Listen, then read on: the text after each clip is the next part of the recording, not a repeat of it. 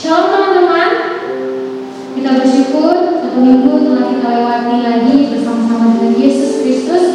Dan kita bersyukur hari ini kita boleh bersama-sama dalam untuk beribadah. Sebelum kita memulaikan ibadah kita pada hari ini, saya persilakan teman-teman untuk bisa teduh sejenak.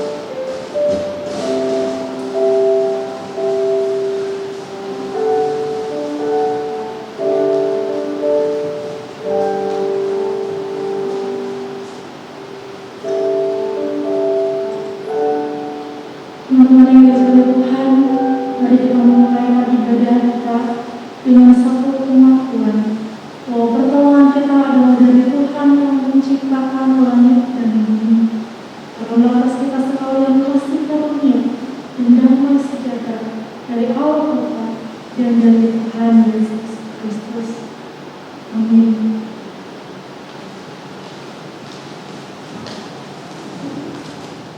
Teman-teman yang dikasihi dalam Yesus Kristus, minggu ini masih kita rasakan Hari Kemerdekaan Negara Republik Indonesia. Untuk itu kita akan menyanyikan satu lagu yang menyatakan doa kita untuk Indonesia kita tercinta. Doa.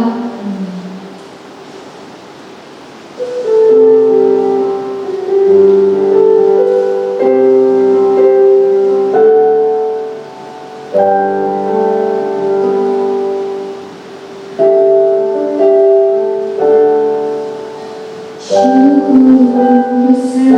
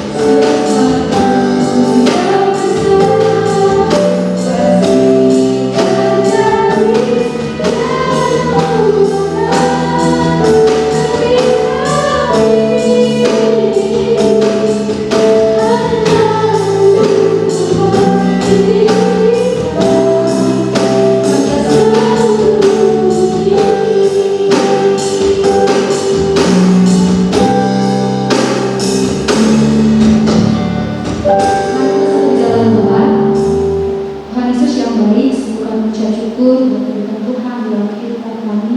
Tuhan, terima kasih atas kesempatan bagi kami untuk datang beribadah pada hari ini. Ya Tuhan kami yang baik, dan Engkau yang bantu kami mempersiapkan hati dan pikiran kami untuk masuk ke dalam hadirat-Mu. Kiranya ibadah kami diberikan sesuai dengan kehendak Tuhan. Di dalam Yesus Kristus kami berdoa dan mengucap syukur. Haleluya. Saya undang teman-teman untuk bangkit berdiri. Kita akan memuji dan memuliakan nama Tuhan. Mari kita angkat satu pujian, kusorakan haleluya.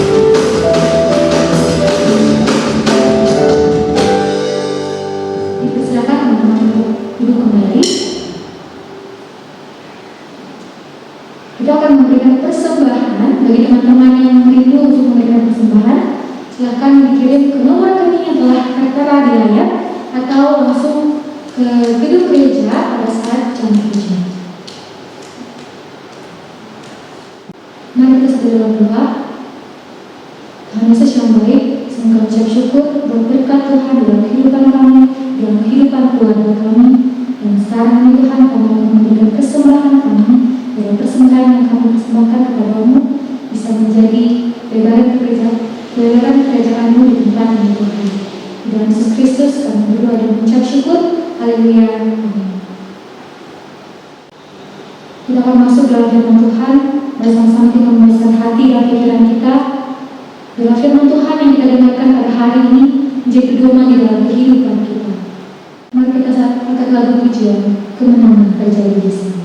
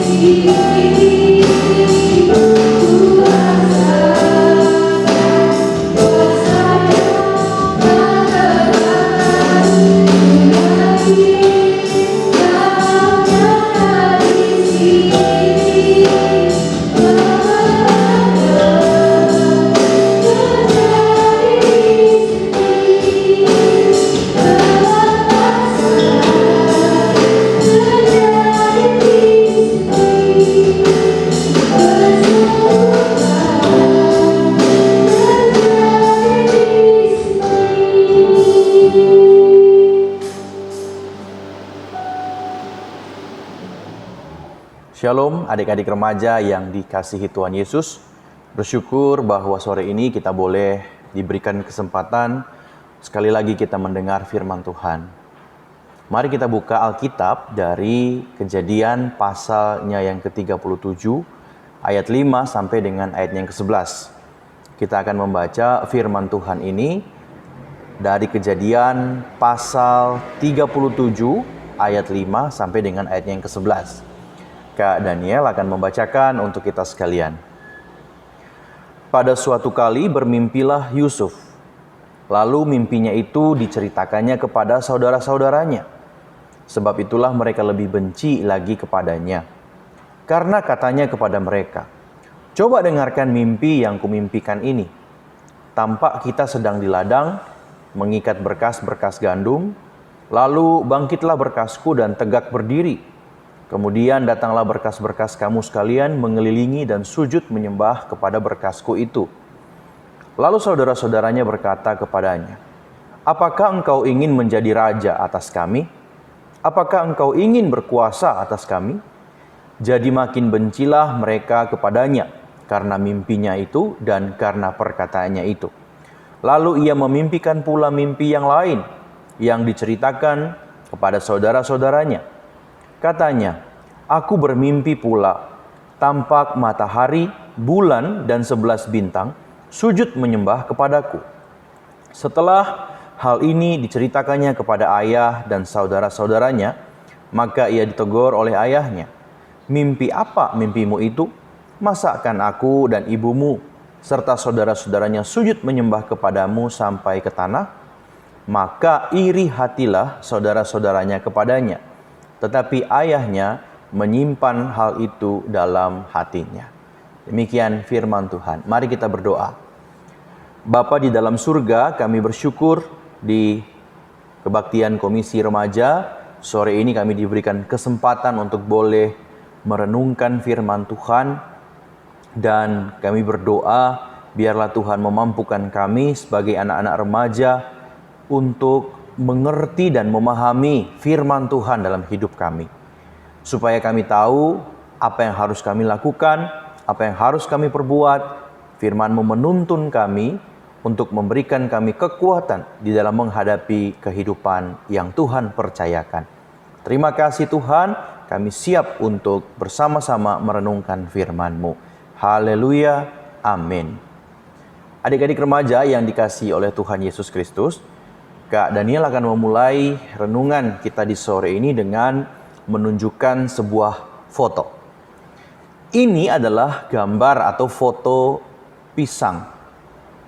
Nah, foto ini Kak Daniel ambil ketika teman Kak Daniel di status Facebook, ya, dia membagikan foto ini yang menuliskan statusnya itu dituliskan sudah kepengen makan, jadi akhirnya dibeli juga. Nah, yang menarik adik-adik remaja, coba kita perhatikan pisangnya. Pisang yang terlihat di foto ini tidak lagi terlihat segar dan menghitam. Banyak bintik-bintiknya. Dan sepertinya pisang ini tidak lagi menarik untuk dimakan. Tetapi kemudian teman Kak Daniel mempostingnya di Facebook dan dia tulis captionnya, pengen makan akhirnya beli juga. Nah, tetapi bukan hal itu yang menyita perhatian Kak Daniel. Karena ternyata di situ masih menempel harga pisang itu, yaitu ditulis Rp21.000. Dan yang membuat Kak Daniel gagal fokus adalah ternyata harga pisang itu sepertinya cukup mahal jika dibandingkan dengan model pisangnya yang sudah menghitam. Nah, adik-adik remaja dalam kehidupan kita, ada banyak hal, there's a lot of things that make us fail to focus. Ada banyak hal yang membuat kita gagal untuk fokus terhadap sesuatu. Seperti tadi Kak Daniel yang fokus bukan pada pisangnya tetapi pada harga pisangnya.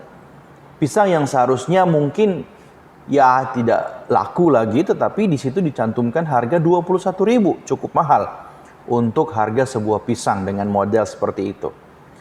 Nah, di dalam dunia yang kita jalani, ada banyak sekali hal yang membuat kita bisa gagal fokus.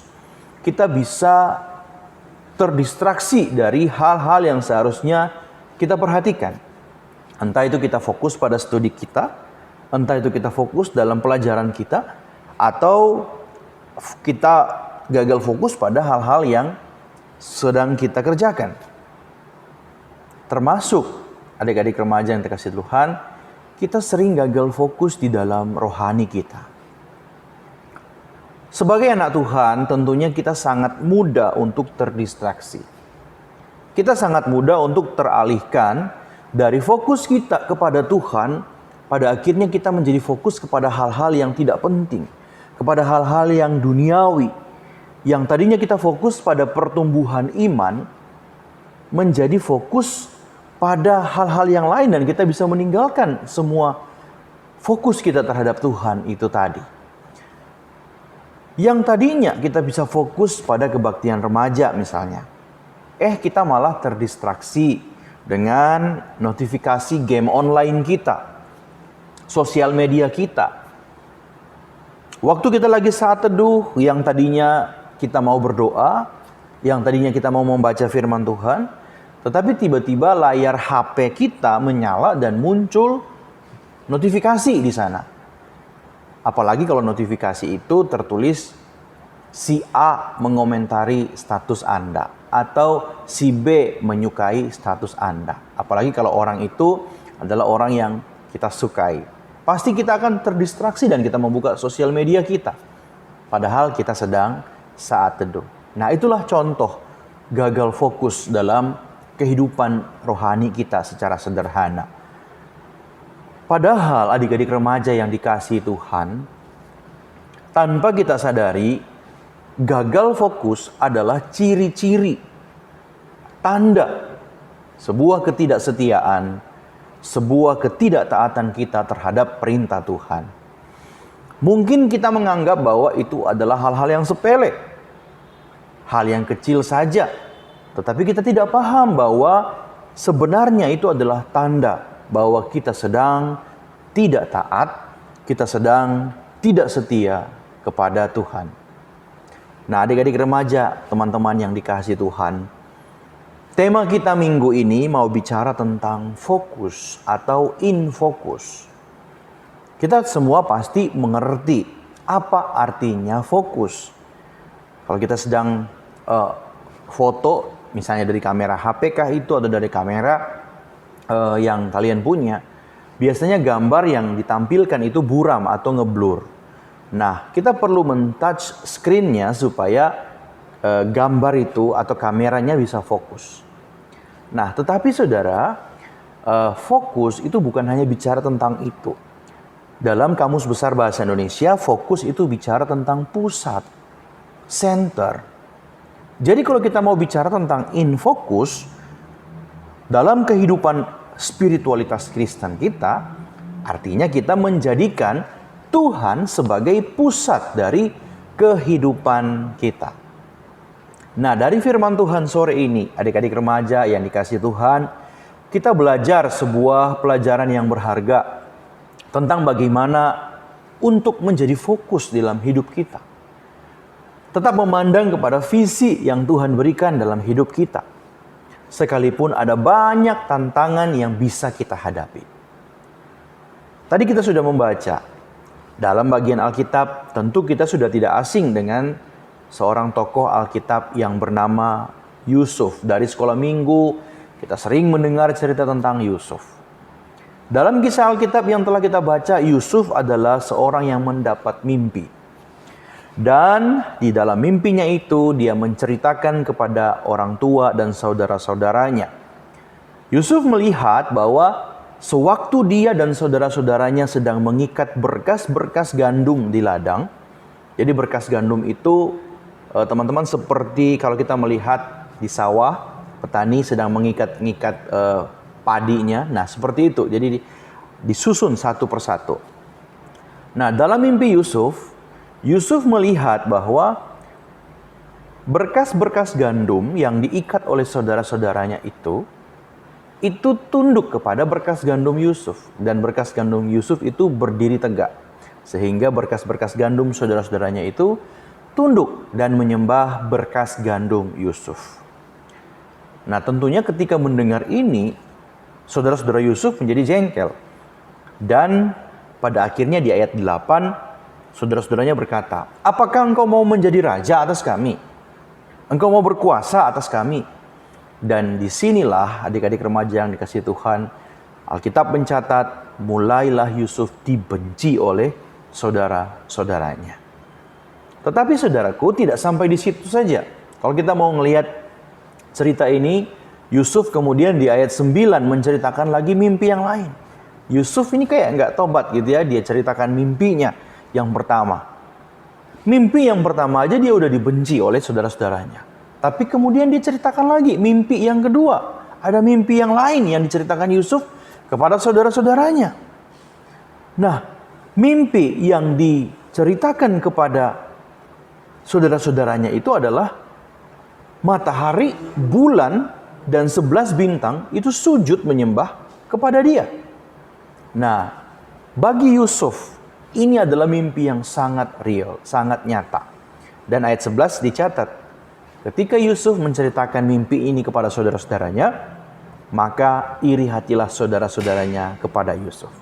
Nah, adik-adik remaja yang dikasihi Tuhan Yesus, mimpi Yusuf itu bukanlah sebuah mimpi yang biasa. Tetapi ini merupakan sebuah visi Tuhan di dalam kehidupan Yusuf. Mungkin bagi Yusuf saat itu dia belum memahami sepenuhnya. Dia nggak paham nih, apa sebenarnya maksud Tuhan. Tetapi dia pegang bahwa Tuhan kasih visi ke dia, dan dia bisa ceritakan itu dengan jelas. Bahkan dia tidak tobat menceritakan mimpi yang kedua kepada saudara-saudaranya, karena dia begitu yakin bahwa ini adalah sebuah mimpi yang baik. Mungkin pada waktu itu Yusuf belum mengerti, tetapi kalau kita baca keseluruhan kisah Yusuf di dalam ayat Kejadian 41, di sana ditulis bahwa Yusuf bisa menafsirkan mimpi daripada Firaun. Nah, Tuhan itu memberikan suatu gambaran kehidupan masa depan dari Yusuf melalui mimpi. Dan kalau kita mau membaca seluruh kejadian kisah tentang Yusuf, maka kita akan menemukan di sana bahwa apa yang dimimpikan Yusuf itu menjadi kenyataan pada akhirnya. Dia betul-betul menjadi seorang pemimpin di tanah Mesir, dan 11 orang saudaranya itu menyembah kepada dia. Adik-adik remaja yang dikasihi Tuhan Yesus Kristus, setiap kita memiliki visi, misi yang Tuhan berikan dalam hidup saudara dan saya. Supaya kita bisa tetap tinggal di dalam Tuhan, supaya kita tetap bisa menjadi alat kemuliaan Tuhan.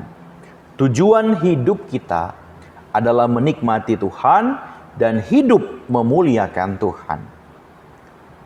Bagaimana caranya? Itu adalah pertanyaan selanjutnya.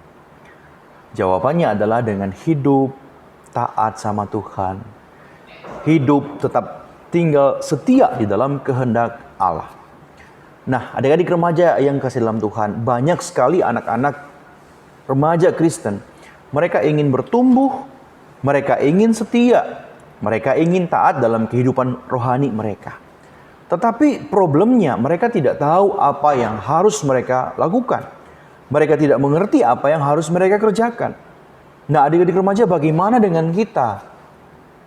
Bagaimana dengan diri saudara? Saudaraku, tidak mudah untuk menjadi seorang yang tetap konsisten, taat, ya, setia pada Tuhan. Tidak mudah. Itu adalah fakta.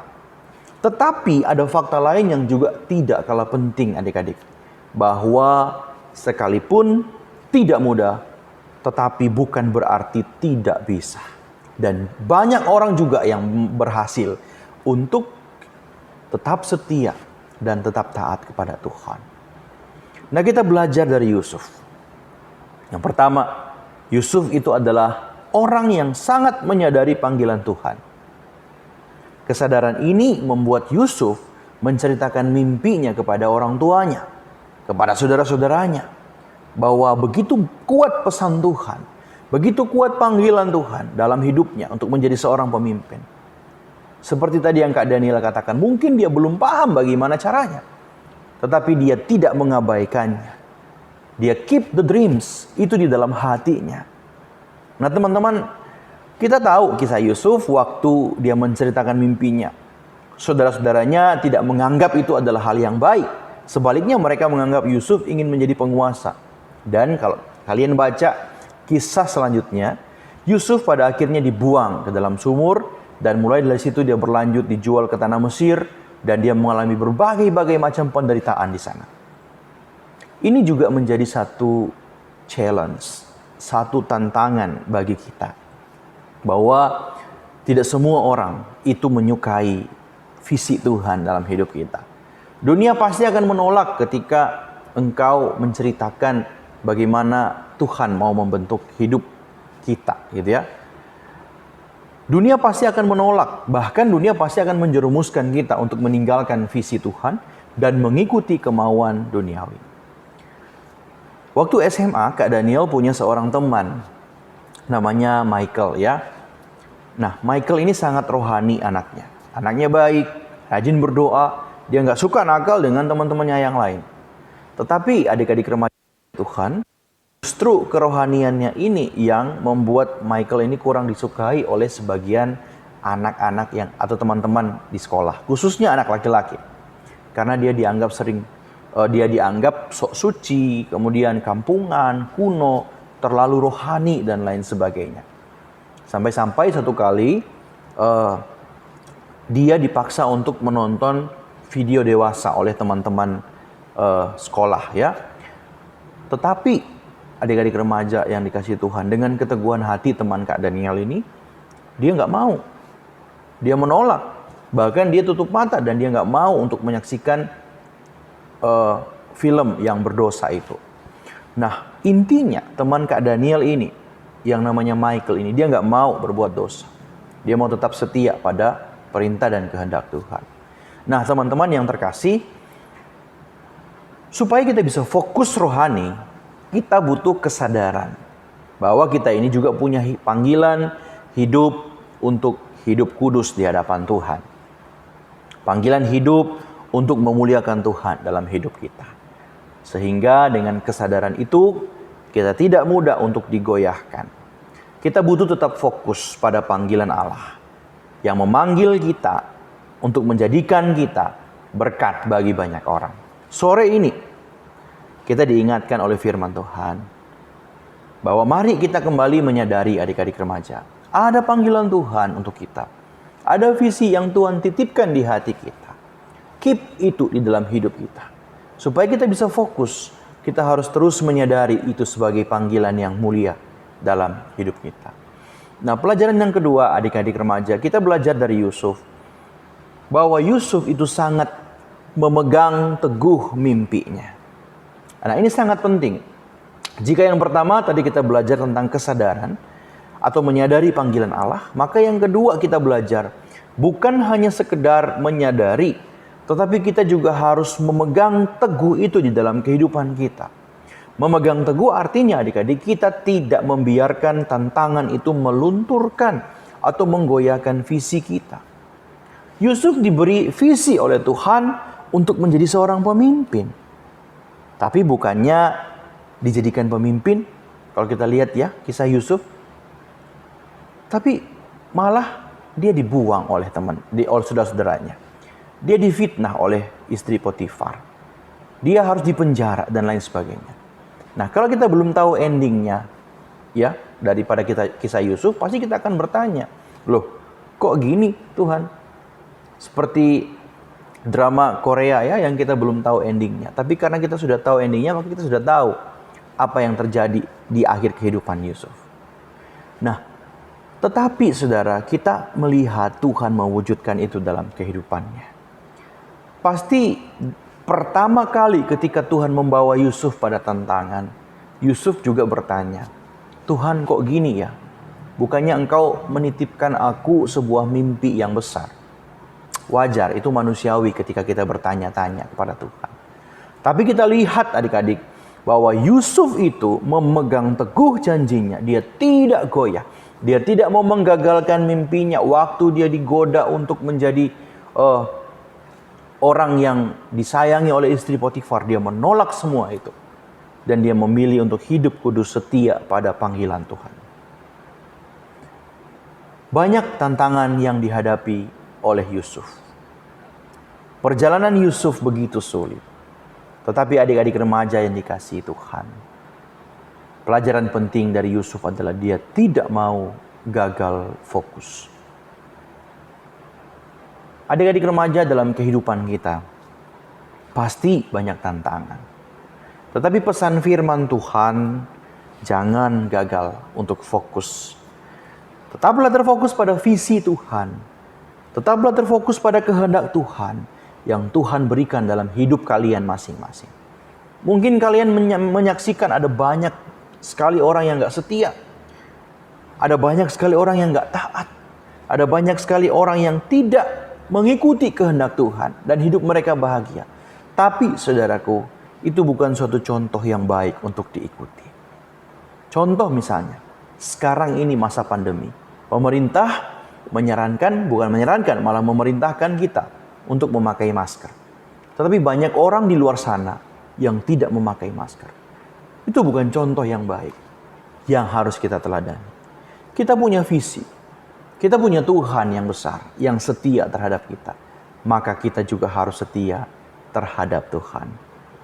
Belajar dari Yusuf untuk mencapai visi, mimpi yang Tuhan titipkan kepada kita. Kadang-kadang kita harus menghadapi tantangan, ya. Tapi ingatlah bahwa tetap sadari panggilan Tuhan. Panggilan Tuhan adalah panggilan yang anti gagal. Sekalipun sepertinya banyak mau digagalkan. Tetapi percayalah, panggilan Tuhan itu anti gagal. Kita tahu akhir hidup Yusuf, dia menjadi seorang pemimpin yang hebat di tanah Mesir. Peganglah teguh semua mimpi yang Tuhan berikan. Tetap fokus dalam misi dan visi yang Tuhan berikan. Supaya kita terus didapati Tuhan hari demi hari menjadi anak-anak remaja yang kuat. Sekalipun banyak tantangan, godaan, tetapi kita didapati Tuhan tetap setia untuk terus berfokus pada Dia. Tuhan Yesus memberkati kita sekalian. Mari kita berdoa. Bapa di dalam surga, terima kasih. Sore ini kami sudah belajar dari bagian firman Tuhan, secara khusus tokoh Yusuf yang mengajar kami banyak hal. Mengajar kami untuk tetap teguh memegang visi Tuhan. Mengajar kami untuk tetap dalam panggilan Tuhan. Bahkan mengajar kami untuk tetap dengan teguh memegang semua yang Tuhan titipkan dalam hidup kami. Untuk tetap berfokus pada Engkau, setia dan taat pada Tuhan. Terima kasih, berkati anak-anak remajamu, berkati komisi remaja ya Tuhan, yang sudah dengan setia boleh bersama-sama bersekutu di sore ini, atau bahkan mereka yang belum sempat hadir. Tuhan, jadikan mereka anak-anak muda yang terus bertumbuh di dalam Tuhan, tetap terfokus untuk menyembah Engkau sebagai Raja, sebagai Tuhan, dalam panggilan menguduskan diri di tengah-tengah dunia ini. Terima kasih Bapa, ini doa kami. Dalam nama Tuhan Yesus kami berdoa. Amin. Terima kasih adik-adik remaja yang dikasihi Tuhan. Tuhan Yesus memberkati. Saya undang teman-teman untuk bangkit berdiri. Kita akan mengikrarkan kebenaran iman dasar kita, pengakuan iman dasar. Aku percaya kepada Allah, Bapa yang Maha Kuasa, Khalik langit dan bumi, dan kepada Yesus Kristus anaknya yang tunggal Tuhan kita, yang dikandung daripada Roh Kudus, lahir daripada darah Maria, yang menderita sengsara di bawah pemerintahan Pontius Pilatus, disalibkan, mati dan dikuburkan, turun ke dalam kerajaan Allah. Pada hari yang ketiga, untuk keluar dari antara orang mati, naik ke surga, duduk di sebelah kanan Allah, Bapa yang Maha Kuasa, dan bersama Dia kembali untuk menghakimi orang yang hidup dan mati. Aku percaya kepada Roh Kudus, Gereja yang kudus dan taat, persekutuan Roh Kudus, pengampunan dosa, kebangkitan tubuh, dan hidup yang kekal. Amin. Dipersilakan duduk kembali. Kita akan mengakhiri ibadah kita pada hari ini. Langsung itu mari kita sama-sama mengangkat lagu satu pujian yang mengatakan Indonesia bagi kemuliaan.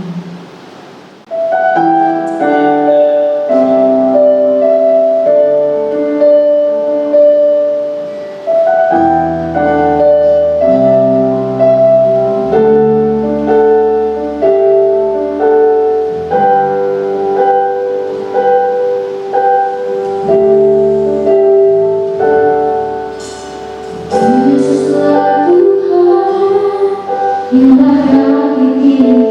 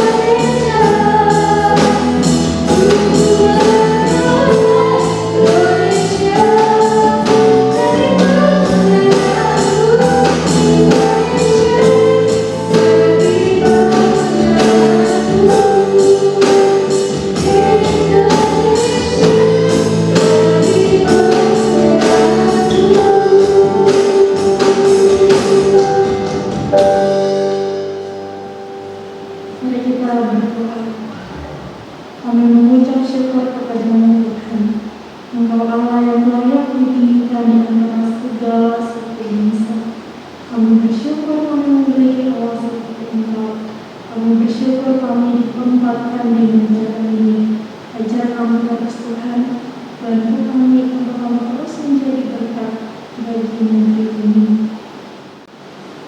Teman-teman yang dikasih oleh Tuhan, mari arahkan hati dan pikiran kita dan terima berkat yang daripadanya. Tuhan memberkati engkau dan melindungi engkau. Tuhan menyinari engkau dengan wajah-Nya dan memberi engkau kasih karunia. Tuhan menghadapkan wajah-Nya kepadamu dan memberi engkau damai sejahtera saat ini bahkan sampai